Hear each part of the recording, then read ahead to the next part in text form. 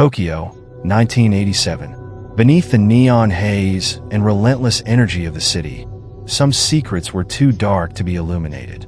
For Yuji, a charismatic playboy thriving in the nightlife, the danger was not in the crowded streets or the smoky bars he frequented.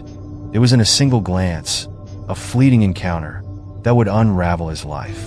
Yuji, 30, was the epitome of charm. With his designer suits and a devil-may-care grin, he owned the night in Shinjuku. Women flocked to him, drawn by his confidence, and he basked in their attention, never staying with one long enough to let them linger in his thoughts. One fateful evening, as he nursed a glass of whiskey in his usual haunt, a peculiar woman entered the bar. She wore a black kimono adorned with delicate cranes, a striking contrast to the pulsating, modern chaos of the room. Her presence was magnetic, her gaze piercing.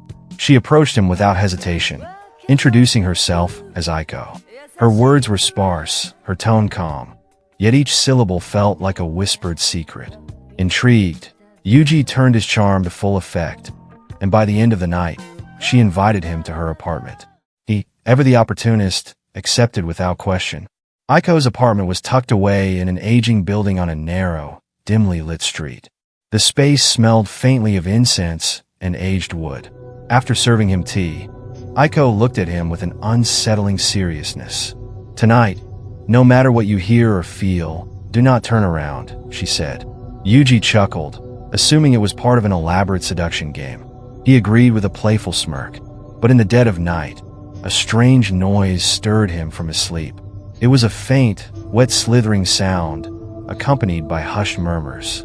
The noise came from behind him. Despite Aiko's warning, curiosity gnawed at him. Slowly, he turned his head.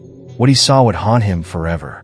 Aiko's face had detached from her body, hovering in the air, connected by a grotesquely elongated neck that writhed like a serpent. Her glowing red eyes locked onto his, and her lips curled into a horrific smile. "I told you not to turn around, Yuji," she hissed, her voice distorted and chilling. Panic seized him as he leapt from the bed and fled the apartment. The streets of Tokyo, normally vibrant and welcoming, became an oppressive maze. At every turn, he caught glimpses of that floating face lurking in the shadows, watching him, taunting him. When he finally reached his apartment, he slammed the door shut, locking himself inside. He tried to rationalize what he had seen. A dream? A hallucination brought on by too much whiskey? But the nightmare followed him. That night, as he stood before his mirror, his reflection grinned back at him. A grin he did not make. Then, to his horror, his neck began to stretch, his face pulling away from his body. Night after night, the transformation consumed him. His face would detach, floating through the city like a specter, spreading fear and chaos. He could feel the terror of his victims, yet he was powerless to stop himself. Desperate, Yuji sought help from monks and shamans, but none could undo the curse. An elderly priestess finally revealed the truth. "You toyed with hearts, broke trust, and lived without remorse." Aiko was no ordinary woman. She was a Rokurokubi, sent to deliver your punishment. As the weeks passed, Yuji lost everything: his charm, his humanity, and even his will to live.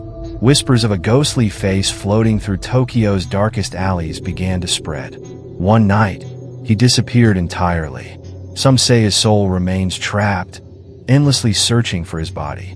Others claim that if you wander the backstreets of Shinjuku alone, you might feel a cold breath on your neck and hear a faint, eerie laugh. But whatever you do, never look behind you.